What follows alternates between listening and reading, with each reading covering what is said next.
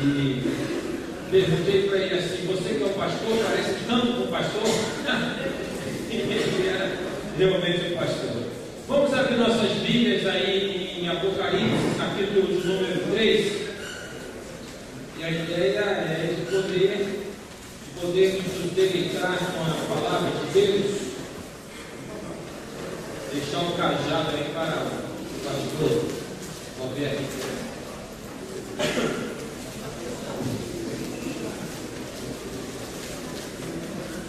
Apocalipse capítulo 3, versículo de número 7 ao versículo de número 12. Aqui nós estamos no contexto das cartas das 7 igrejas da Ásia. E são 7 igrejas, claro, tem agora a igreja de Filadélfia. Apocalipse 3, dos 7 a 12, a 13. Amém, irmãos? Amém. Então eu vou ler.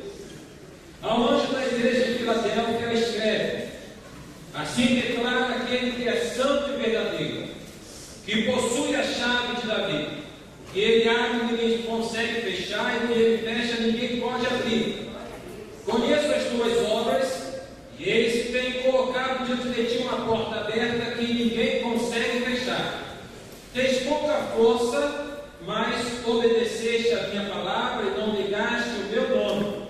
Farei aos da sinagoga de Satanás, aos que se dizem judeus e não são, mas mentem sim. Farei que venham adorar prostrados aos teus pés e saibam que eu te amo. Porque deste atenção à minha exortação, quanto a suportar os sofrimentos com paciência. Eu, igualmente, te livrarei da hora da tribulação, que virá sobre o mundo todo, para pôr à prova os que habitam sobre a terra. Eis que venho sem demora, conserva o que tens, para que ninguém tome a tua coroa. Farei do vencedor uma coluna no templo do meu Deus, de onde jamais sairá. Escreverei nele o nome do meu Deus e o nome da cidade do meu Deus, a nova Jerusalém, que desce do céu da parte do meu Deus. E igualmente escreverei nele o meu novo nome. Aquele que tem ouvidos, compreenda o que o Espírito revela às igrejas. Amém? Tem um pastor lá na nossa igreja, pastor Sérgio, pastor Amado, que ele sempre fala assim: aquele que tem ouvidos, ouça. E que nós possamos então ouvir da palavra de Deus com esta escuta espiritual. Gostei muito quando eu vi assim na internet para o programa poder chegar. Eu quero ter a visão da igreja aqui, que você coloca uma igreja simples, mas cara, é excelente isso. Uma igreja simples que ensina e pratica os ensinamentos de Deus. Porque toda igreja tem que ser simples. Amém? Amém. E toda igreja tem que ensinar e praticar. Não é? Muito legal mesmo. E aí então eu fiquei considerando, porque trazer aqui para os irmãos, vem lá da Associação Centro-Oeste, onde até estou em falta lá, para poder compartilhar com os irmãos aqui. E me veio esse texto à mente, até suscitado por isso que você coloca lá no seu homepage, né? A igreja simples, mas que se aplica ao estudo e à obediência dos mandamentos. Este trecho aqui, como eu disse, está referente a 7 igrejas da Ásia. A gente sabe da história de João, de Apocalipse, que é João que escreve, exilado na ilha de Patmos. Aí ele vai relatar no capítulo 1, no capítulo 2, a visão que ele recebe, como que ele recebe no capítulo 1. E a partir do capítulo 2, no capítulo 3, é como que o endereçamento desta visão que ele recebeu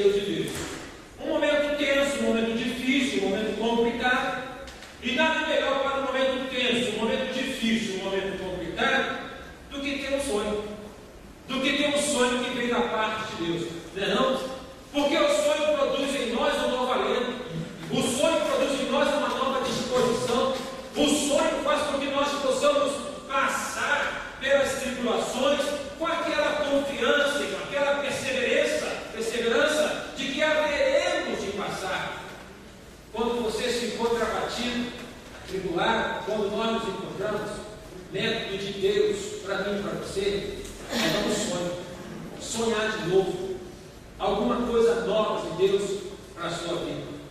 Aí então Deus oferece as cartas para as igrejas. Não poderia ser diferente, que a maneira que Deus tem para se comunicar com o mundo, para poder falar com as pessoas do mundo, enquanto aquelas que ainda não reconheceram a Ele como Senhor e Salvador, é através da igreja. Assim que lá do Velho Testamento esse plano é elaborado, é desenvolvido, quando Deus faz uma promessa para Abraão: você vai ser pai de uma grande nação, em ti serão benditas todas as famílias da terra. Se Abraão estivesse aqui conosco hoje, ele ficaria muito feliz, né, em poder ver aqui as famílias abençoadas a partir daquilo que Deus confere a ele, que obedece lá no passado. Aí a história vem se desenvolvendo e chega lá no Egito, e Deus tira o povo do Egito, de Israel do Egito, e trabalha com este povo. Então a questão é que um povo que é escolhido para poder anunciar a palavra a todo mundo. O problema é que o povo de Israel pensou que era só para ele. Achou que era só para ele. O problema é quando a igreja hoje pensa que é só para ela. O problema é quando nós nos fechamos em nós mesmos e nós achamos que é só para a gente. Mas não é assim desse modo, é para que nós possamos levar, para que nós possamos proclamar, porque na metodologia de Deus, Deus fala a igreja e a igreja leva o mundo. E a igreja compartilha com aquelas pessoas que precisam desta mensagem, e não são poucas essas pessoas. Jesus Cristo veio, e aí então diz o texto de João que ele veio para os que eram seus, mas os seus não os receberam.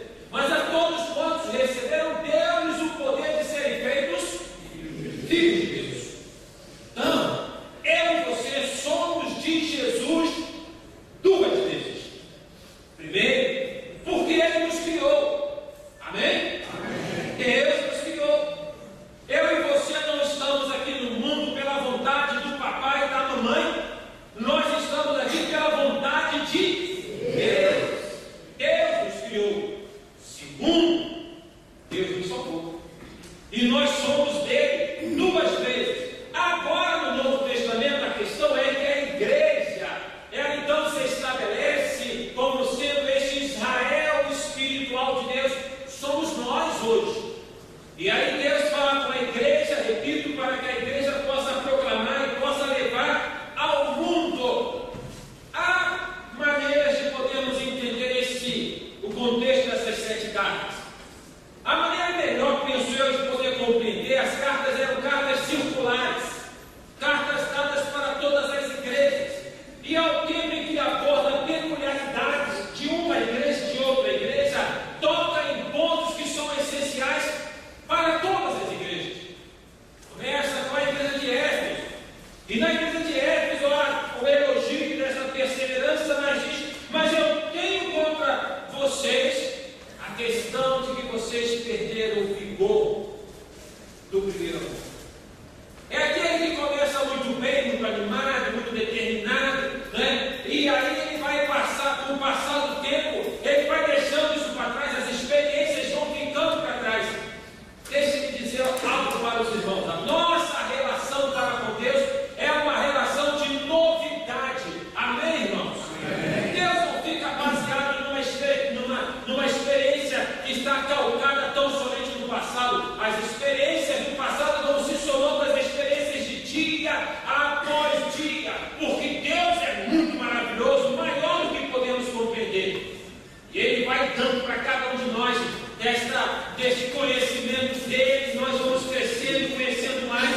Daí que quando nós paramos no espaço e no tempo, quando nós nos acomodamos, Deus fala assim: eu tenho contra você que perdeu o seu primeiro amor. Este era o problema da igreja de Éfeso. E aí o convite para que esta igreja pudesse ver lá onde havia caído, e que pudesse então retomar esta questão desta parte onde eles pararam. E aí vai sendo abordado temas para cada igreja. Para a igreja de Pérgamo, por exemplo, vai falar que esta igreja que se apresentava como sendo uma igreja fiel, se apresentava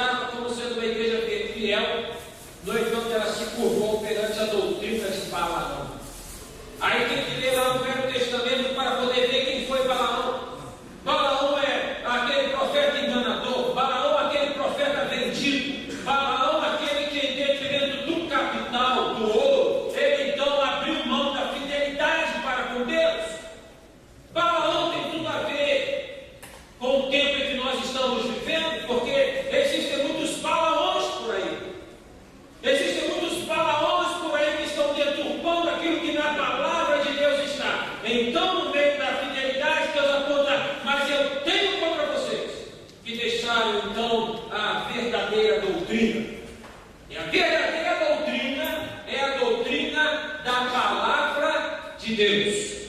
Onde nós tiramos, enquanto Igreja Batista, denominação batista, a nossa compreensão. Mas a nossa compreensão batista é parte de uma doutrina maior que está calcada na palavra de Deus. Nós temos observado hoje, então, da igreja de Pérgamo, como que dessa distorção, a teologia da prosperidade que cresce em nosso meio, e ela cresce em nosso meio porque há demanda. Só cresce porque há demanda. Então cresce porque há, na verdade, uma incompreensão, uma meninice, uma infantilidade de muitos irmãos que querem negociar com Deus. Se há demanda, tem alguém que vai fazer uma oferta. Se há alguém que espera, então alguém vai aparecer para poder dar essa oferta. E assim, infelizmente, que nós temos tantos Balaões que estão colocados e que estão então aí se apresentando. A igreja de Esmirna, a igreja que é fiel no sofrimento, e a igreja que permanece com a sua fé em Deus a despeito do sofrimento. E aí então essa igreja ela é elogiada, porque a questão é a seguinte: seguir a Cristo não é fácil. Eu postei lá no meu Facebook uma foto de uns 10 anos atrás, quando ali em São Conrado eu fui e saltei de asa delta. Claro que um cara que sabe fazer aquilo, né? Mas interessante que para poder chegar naquele momento de saltar, eu rodeei uns 5 anos.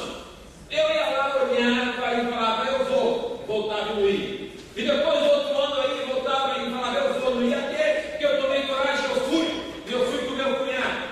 Eu abordei o cara da asa delta e falei, cara, eu quero saltar desse negócio aí, é perigoso. Não, é tranquilo, é claro.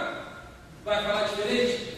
E aí então o que eu quero também quer ir, e ele que eu abordei, ele vai dar toda a instrução para o meu cunhado, que é meu amigo, e aí vai falar, eu falo pro que está comigo o seguinte, cara, o outro está falando todo um curso para ele, você não fala nada para mim. Ele me deu a primeira lição. Só tem uma coisa que você tem que saber o que você está fazendo. Quando eu falar para correr, você corre, e quando a gente saltar da rampa, não olha para baixo. Quando saltar da rampa, imagina bem correndo aqui, e saltar, não olha para baixo. Olha para cima, porque aquele momento em que a asa vai fazer isso aqui, e ela vai lá para o mar. Interessante que isso tem tudo a ver com a nossa relação para com Deus, porque a Bíblia fala que aqueles que esperam no Senhor renovarão as suas forças, subirão com asas como águia, e caminharão e não se cansarão, correrão e não se fadigarão. Então a águia, ela vai em direção à tempestade, ela não olha para baixo, ela olha para cima e ela rompe a tempestade. É assim que Deus quer que nós sigamos. É dessa maneira que Deus quer que nós prossigamos. Mas aí, tantos comentários falando assim, mas você é muito corajoso, o pastor é muito corajoso. E eu estou para poder postar coragem mesmo, é seguir a Cristo. Coragem mesmo é de poder seguir a Cristo. Pular de desadeiro é fechado. Coragem mesmo é a disposição minha e sua, frente a um mundo corrompido e perverso, onde tantos buscam de maneira diferente, nós sustentamos a nossa postura com Deus. Seguir a Cristo não é fácil, minha gente. Não é fácil. Estão transformando em facilidade aquilo que Jesus Cristo nunca disse que seria fácil. Ele disse: no mundo vocês vão ter tribulações, mas tende bom ânimo, eu venci o mundo. Olha, o caminho é estreito, a porta é estreita, e hoje parece que estão colocando um nome que é muito largo, que é de muitas facilidades. A igreja de Esmirna, ela é elogiada pela perseverança no meio da tribulação. A palavra de ordem para mim e para você, e para todo aquele que já teve a experiência com Cristo, é perseverança. Perseverança é esperar com esperança, uma redundância, né? É desta perspectiva. A igreja que é de Tiatira é uma igreja que é apontada ali o pecado da carnalidade, do pecado da sensualidade, da pornografia invadindo a igreja. Porque ela agasalhava dentro dela aqueles que eram adeptos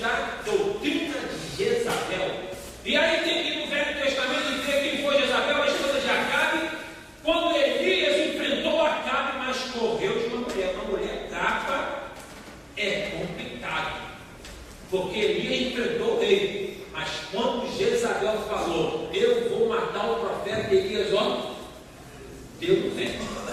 Ele deu no pé. Esta mulher, então, é o símbolo da promiscuidade. E aí se estabelece no nosso meio hoje a promiscuidade, não no mundo, mas dentro da igreja. A partir de uma frase muito comum que nós temos ouvido, não tem nada a ver. Não tem nada a ver. Cada vez mais nós pregamos menos sobre pecado na igreja. Cada vez mais nós falamos menos do que é certo e do que é errado à luz da palavra de Deus na igreja. Porque cada vez mais nós, como pastores, somos tentados a podermos oferecer só aquilo que as pessoas querem receber.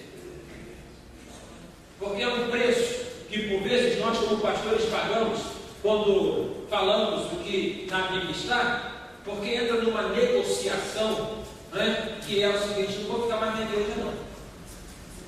Se não fico mais não. Se ficar falando sobre esse negócio de casamento para ele, não vou ficar não. Se ficar falando esse negócio de relacionamento sexual do casamento, não vou ficar não. Se ficar com esse negócio aí de ficar falando sobre nota fiscal, não vou ficar não. E aí entra numa negociação, né? E por vezes, na nossa humanidade, porque o pastor tem, é claro, a sua humanidade, a gente às vezes fica naquela de poder compor, mas nós não podemos compor com aquilo que não é nosso. Só podemos compor com aquilo que não é nosso. Você não faz festa com o dia do outro. Faz festa com o dia que é seu. Não vai falar com aquilo que é do outro. Nós não podemos compor com aquilo que está na palavra de Deus, que está dado. Esta igreja, então, de Tiatira, esta igreja que relativiza, que aceita, não tem nada a ver.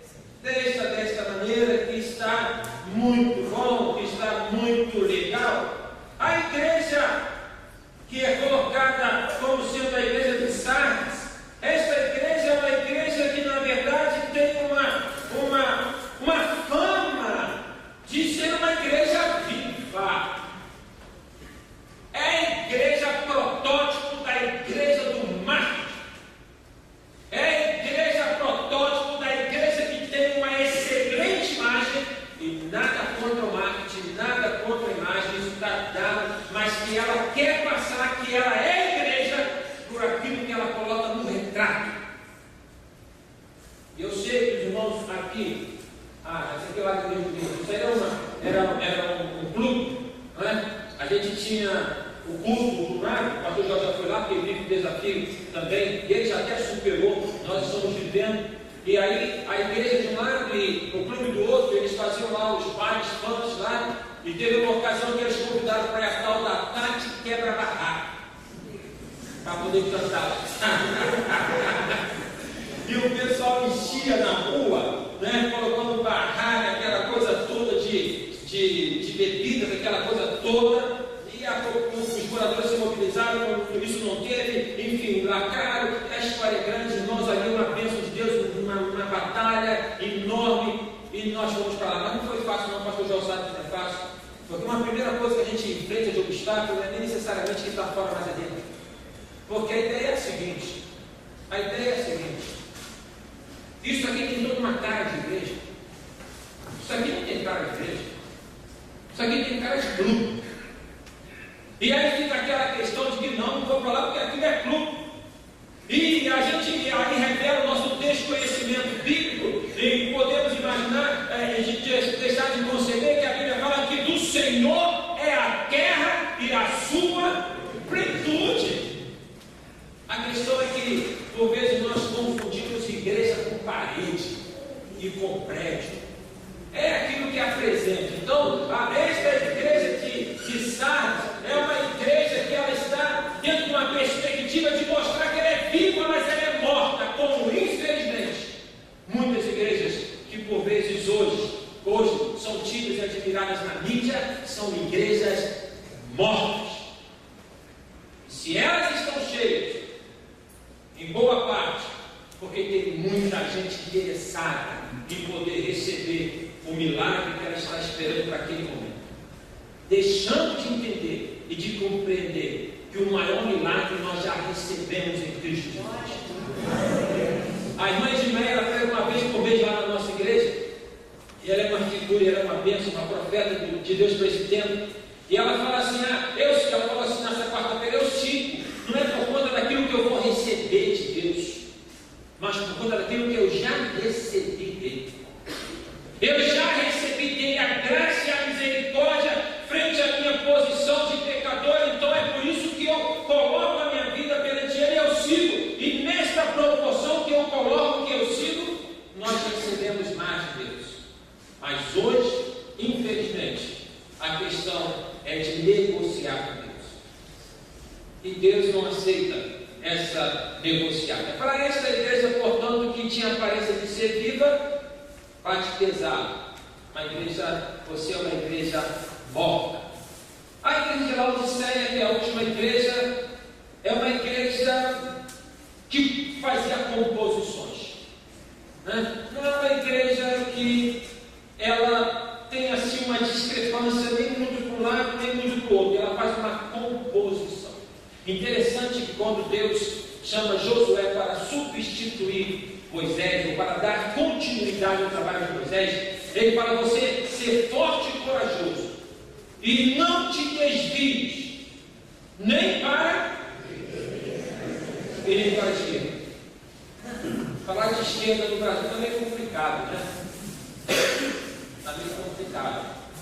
Mas quando tu pensa em esquerda, a gente vai poder pensar em todo o antagonismo, tudo aquilo que está sendo colocado. Vai ser uma questão mais liberal, mais social, mais assim, né? Esquerda está um pouco assim nesse aspecto. E direita? E desviar para a direita? O que significa desviar para a direita? A questão é a seguinte: não é para caminhar para o mundanismo e não é para caminhar para a religiosidade. E há uma tendência enorme de nós ficarmos numa posição de religiosidade e de concebermos que a nossa garantia da eternidade se estabelece porque eu não faço isso, eu não faço aquilo, eu não faço aquilo outro. Espírito religioso. Você sabe daquela parábola da vinha, sabe? Que o dono da vinha começou a contratar pessoas para poder trabalhar na vinha dele, contratou nas 6 horas da manhã, depois contrata às 9, contrata ao meio-dia, e 10 para as 5, contrata para terminar o trabalho, chega muito contrato. Bom, se você tem uma empresa, você tem uma firma, você contrata uma pessoa para trabalhar 8 horas, outro que trabalha 5 horas, outro que trabalha 3 horas, vai pagar a mesma coisa? O dono da vinha pagou a mesma coisa. O cara que chegou às 7 da manhã, às 6 da manhã e ralou até às 5, recebeu a mesma coisa do que o folgado que chegou às 10 para 5. A mesma coisa. Logicamente que foram reclamar. Logicamente que foram reclamar. Mas nós chegamos aqui primeiro e agora ele chega por último e recebe a mesma coisa. Tem algum paralelo, talvez, com algum espírito que nós temos na igreja? Eu já estou aqui há tanto tempo. Já tem tanto tempo, já sou crente há tanto tempo. Agora que chegou, já quer ir para a janela? Primeiro vai passar por um processozinho para poder ver se consegue galgar um lugarzinho no céu. Por enquanto, não. A resposta dada do Senhor Jesus foi assim: vem cá, quem é o dono da vinha? Quem é o dono da vinha? Quem é que tem o dinheiro? Eu pago o que eu quero pagar. E essa posição não é posição de arrogância, é posição de graça. Um conceito que nós precisamos ter na nossa vida para trabalharmos bem é o conceito da graça. Meus amados irmãos, a carta de apóstolo Paulo aos Efésios fala: pela graça, por meio, e isso não vem de vós. A graça é a ação de Deus em nossa direção. Ele veio. A fé é o estender da mão para receber o presente. A graça é Deus dando. A fé é estender a mão para poder receber. O que nós fazemos ou fizemos para poder receber? O que nós fizemos é um reconhecimento daquilo que Jesus Cristo fez.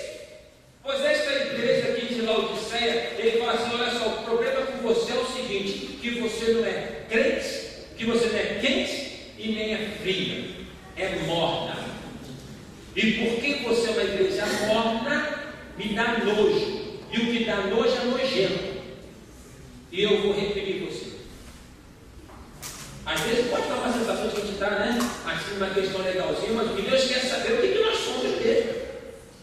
Aí então tem a igreja de Filadélfia, esta igreja, que na verdade aqui não tem, como se fosse assim uma crítica a esta igreja. Há um elogio à postura dela, a fidelidade dela, porque é comum poder falar: conheço as tuas obras, eu sei. Você pensa que Deus não sabe? Deus sabe de tudo, minha gente. Deus conhece tudo. Então, observa bem como é que começa nas 7 igrejas. Conheço as tuas obras, conheço as tuas obras, conheço a tua fé. Você pensa? O ditado fala, né, a gente pode enganar muitos por muito tempo, pode enganar alguns por algum tempo, mas a gente não engana a Deus por tanto tempo. Deus sabe tudo. E aí então ele vai trazendo à tona, ele vai revelando, ele vai mostrando, e aqui coloca para esta igreja o elogio, e vai falar o seguinte: eu coloco entre vocês, na frente de vocês, uma porta aberta, e eu tenho uma chave, a chave de Davi, que abre, que nem fecha, que fecha e que nem abre. Essa igreja de Filadélfia, ela representa, meus irmãos, as possibilidades de Deus para nós hoje, que vivemos numa situação tão difícil, onde todas essas outras coisas aqui citadas nas igrejas anteriores nos cercam. Meus irmãos, diz respeito que no meio ao caos em que nós vivemos, caos do mundo, caos da igreja, caos na prática da fé, mesmo nisso, Deus fala: tem um remanescente fiel. A tendência nossa é de, quando nós olhamos para um lado, por exemplo, se nós olharmos para a questão do governo do nosso país, né? A gente olha e infelizmente a gente vê tantas coisas ruins, que a gente pensa que é tudo ruim. Não é verdade, gente. Não é verdade. Tem gente boa lá trabalhando. Tem médico que é bom. Tem policial que é bom. Por incrível que pareça, tem polícia que é bom. Tem gente boa trabalhando. Mas quando nós somos tão confrontados com tantas coisas ruins, nós achamos que está tudo tão ruim. Então ontem lá na célula, né, estava falando o seguinte, que a empregada do outro irmão que é pastor da igreja falou assim: porque eu vindo para cá, obrigado, Paulo, eu vindo para cá, eu vi um corpo de uma pessoa que havia sido assassinada. Aí depois, chegando aqui no meio, eu soube que todos foram assaltados. Aí fala assim: eu fui para a academia, e na academia falou de um jovem que foi assassinado ali na rua Fábio da Luz, na parte da manhã. Aí eu falei assim: gente, se a gente não tomar cuidado, a gente só fala o que não presta. A gente só fala que tem. Gente, tem coisa boa. Tem coisa boa. Dentro desse contexto em que nós vivemos de igreja, e aí eu estou falando de igreja com aspecto bem geral, né? Com tantas coisas esquisitas, infelizmente, meus irmãos, nós pastores, nós sofremos. Quem é correto, e quem não é correto não sofre. Mas quem é correto, por conta daquilo dos que não são incorretos. Que não são corretos, sabe por quê? Porque você sabe que um arrasta todo mundo. Um arrasta todo mundo. Então, se um pastor é mal intencionado, tudo quanto é pastor é mal intencionado. Se um é ladrão, tudo quanto é pastor é ladrão. Se um é assim, aí vive, e a gente às vezes fica levando pelo que é geral, a gente não distingue as coisas. A gente precisa pedir a Deus sabedoria e discernimento para podermos ver quem é quem, para discernir o Espírito. Aí, meus irmãos, igreja de Filadélfia, é esta igreja que fala no meio dessa bagunça toda: eu tenho remanescente fiel. É Deus falando para você, na sinceridade do teu coração: fica firme aí. Não fica olhando para quem está fazendo errado. Não fica para lá, fica não larga não. Você é fiel, permaneça fiel. Porque eu tenho colocado uma porta aberta para você. Eu tenho dado para você esta possibilidade de poder caminhar e de poder avançar. Interessante que eu, assim, fiz um exercício que é comum de americano quando tem questão de pesquisa e dados estatísticos, né? Então, se são 7 igrejas, 2 igrejas, a igreja, se não me falha a memória, a de Esmirna Filadélfia, ou a de Tiatira, não sei, são duas igrejas que têm elogios, e tem 4 que têm elogios e críticas, e tem outras que não têm nenhum elogio, só crítica. Aí a proporção é de 30%, então de 7, 2, 30%. Os pastores aqui já devem saber mais ou menos que é um dado estatístico das igrejas. Em geral, nas igrejas, não sei se na sua diferente, mas em geral, 30% trabalha para 70%. 30% trabalha para 70%. E aí, então, por vezes, fica aquela história que nós ouvimos: ah, pastor, não quero mais trabalhar não quero mais ficar, porque é tanta situação, tantos problemas, tantas dificuldades. Aí, para você que na sua fidelidade pensa desta maneira, na sua humanidade, a palavra de Deus é: fica firme onde você está, porque eu tenho colocado uma porta aberta que ninguém pode fechar. Meus irmãos, Deus sempre tem deste seu remanescente que é fiel. Sempre tem. Sempre tem um remanescente fiel. Mas quem são estes? Estão aqui, ó. Estão espalhados por aí, ó. E serão plenamente identificados quando o Senhor Jesus vier para buscar a sua igreja e separar o joio do trigo. Você lembra daquilo que os discípulos falaram? Vamos arrancar o joio. Arranca o joio, arranca o trigo. Deixa aí. Porque tem um tempo que o joio vai ser arrancado. Que bom seria que só o trigo crescesse, né? Só as coisas boas, só as coisas bacanas, mas infelizmente o trigo cresce. Então, felizmente o trigo cresce, mas infelizmente o joio não cresce. Mas aí Deus fala o seguinte: fica firme aí. A igreja de Filadélfia é a igreja que representa o remanescente fiel. Você é fiel? A igreja de Filadélfia é esta igreja, não é, que representa estes que não se deixaram levar pela sensualidade, pela doutrina de Balaão, né, que não ficaram em cima do muro, estes que sustentaram a fé e estes que resistiram aos da sinagoga de Satanás. Sinagoga é o contexto que existe no cativeiro da Babilônia. E no Velho Testamento o culto era no templo. Quando eles foram levados como cativos para a Babilônia, não tinha templo. E lá surgiu a sinagoga. E até hoje nós temos sinagogas, onde os judeus se reúnem. A sinagoga que vem ali dar um referencial distante, mas em termos de igreja. Então, meus irmãos, dentro daquele grupo que nós imaginamos que não poderiam existir, os que estão totalmente avessos a Deus, nós os temos. Há muito tempo atrás, um pastor da nossa denominação, o pastor falou sobre isso para me parar a memória, meu professor do seminário, né? Ele contou que estava numa viagem, e aí então, no avião, uma viagem longa, o passageiro ao lado, eles travam uma conversa, e aí a questão é a seguinte: para onde é que você vai? O pastor Falcão falou para o congresso de igreja, blá, blá, blá, blá. Ah, você é pastor, eu sou pastor. E você, onde é que você vai? Eu estou indo para o evento da igreja satânica, da igreja do diabo. E a nossa estratégia é infiltrar aqueles que estão lá conosco, no seio da igreja. A gente tem que tomar cuidado. Chega de repente, aparece infiltrações do inimigo dentro do seio e dos arraiais da própria igreja do Senhor Jesus. Mas aqui, meus irmãos, o elogio é o seguinte: olha só, vocês não se curvaram, vocês não se prostraram, e agora eles é que vão se prostrar diante de vocês. Eles é que virão para adorar prostrados aos teus pés e vão saber que eu amo vocês. Aí a gente tem que entender o seguinte: como é que é culto à igreja?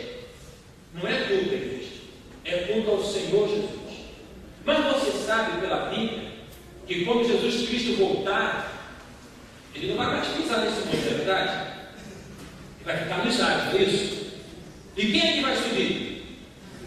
A igreja.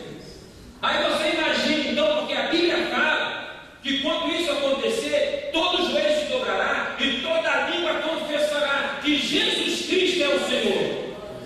E aí você imagina a cena, Jesus nos ares, a igreja nos ares, e as pessoas prostradas perante o Senhor Jesus, tendo a igreja ao lado.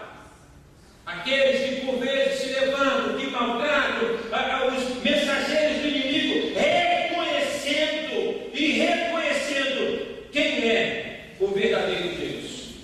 Agora observe bem, aqui o verbo está no futuro, fala eu farei. Então não é uma coisa agora para o presente. Não fica na expectativa que aquele que te maltratou, te puxou o tapete, te fez mal, ele vai se ajoelhar perante você. Preste atenção, eu farei. Portanto, remete ao tempo do futuro. Que futuro é esse? É o futuro quando Jesus virá para buscar a sua igreja. Você duvida disso? A oração da igreja do primeiro século era qual? Maranata. Ora vem. Parece que a oração da igreja hoje é o seguinte: demora um pouquinho, Senhor. Deixa eu casar primeiro. Deixa meu filho vir primeiro. Deixa eu comprar a casa e pagar um financiamento de 300 vezes. Deixa eu aproveitar um pouco, depois eu só venho. Mas naquela época a questão era a eternidade muito mais importante do que a realidade. E Paulo falou na primeira carta aos Coríntios, no capítulo 15, ele fala: se nós esperamos por Deus somente nesta vida, nós somos de todos os homens os mais miseráveis. Oh meu Deus, nós estamos olhando para frente, é para além, entendeu? O que Deus tem reservado para cada um de nós. Então, é esta a segunda palavra dada a esta igreja que é remanescente fiel. Permaneçam fiéis, porque vocês vão reinar comigo. E a proposta de Deus, o plano de Deus é esse: o pecado entrou no mundo, contaminou todo mundo. Deus perdeu? Nunca saiu perdendo. Ele já tinha um plano dado. Eu vou levantar um povo que vai reinar para sempre comigo. Esse povo tem nome, é a igreja do Senhor Jesus. Motivo de nós perseverarmos. Esse remanescente fiel, Deus promete livramento, porque diz: eu igualmente te livrarei na hora da tribulação. Livramento, preste bem atenção, não é ausência de tribulação, mas é livramento na tribulação.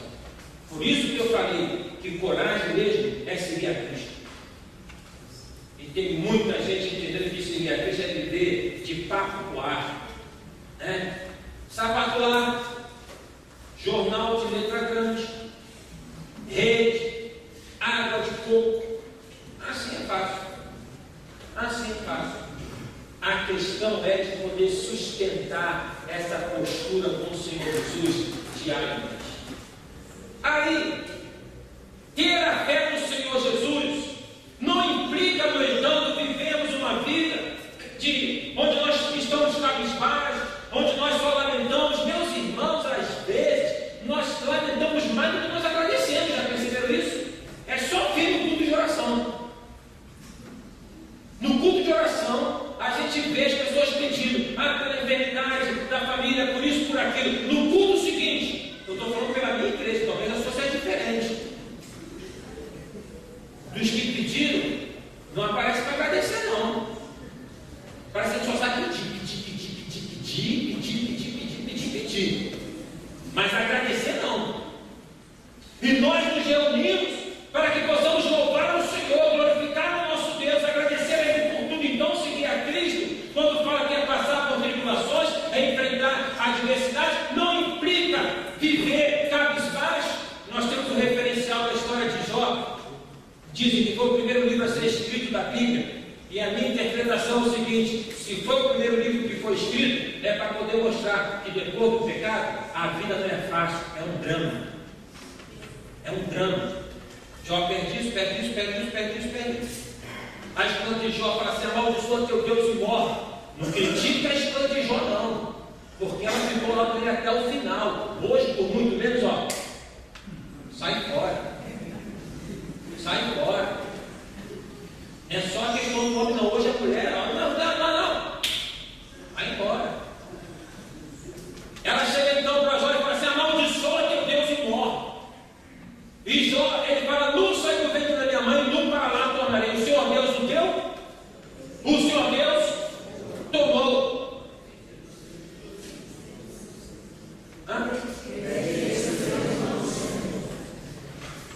Bendito seja o nome do Senhor.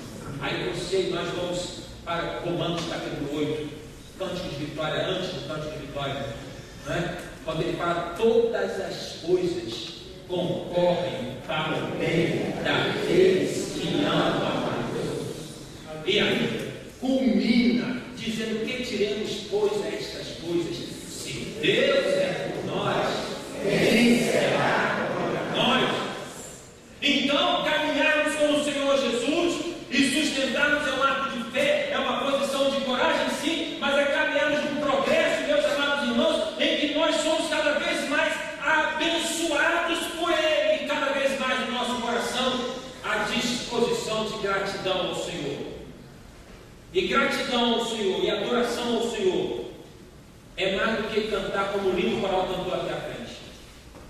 Se você ler a Bíblia, Salmo 100 fala: servir ao Senhor com alegria e apresentar a Ele com cânticos. A adoração na Bíblia tem a ver com serviço. E é por isso que vocês estão reunidos aqui. Portanto, meus queridos e amados irmãos, sejamos como esta igreja, a igreja de Filadélfia. Conservemos nossa fidelidade ao Senhor. Não nos deixemos levar pela maioria ou pela correnteza. Sustentemos a nossa posição. Saiamos do legalismo, de acharmos que por nós agirmos assim, nós somos os únicos escolhidos. Vejamos que no meio de tantas dificuldades, Deus tem colocado possibilidades para a gente. Portas abertas para nós podermos habitar. E com Ele, meus irmãos, um dia nós reinaremos. E com Ele, um dia nós estaremos. E neste dia não haverá mais pranto, nem choro, nem coisa alguma, porque as primeiras coisas se passaram e este tudo se fez. Conservemos em nossa mente a atitude da igreja de Filadélfia. Amém? Vamos orar ao Senhor. Feche os olhos, vamos orar ao Senhor. Senhor Deus e Pai, obrigado por este momento, por esta igreja, pastor Roberto, pelo pastor Joel, ó Pai, a igreja do teu servo, a igreja de Paulo Cruz, as igrejas aqui reunidas, esta associação, ó Pai, este remanescente fiel. Dá graça, ó Pai, para que nos portemos e nos comportemos como a igreja de Filadélfia. Ó Deus, não nos curvemos, não relativizemos a Tua palavra, não negociamos a Tua palavra, mas fidelidade do Senhor. Ó Deus, sustentando, ó Pai, a nossa fé no meio da tribulação, do sofrimento, sabendo que aquele que prometeu é fiel para cumprir e para nos acompanhar. Ó Deus, e para podermos espalhar para este mundo todo o bom perfume do Senhor Jesus. Para cumprirmos a missão pela qual nós estamos neste mundo, que é levar a Tua palavra a tantos quantos precisam.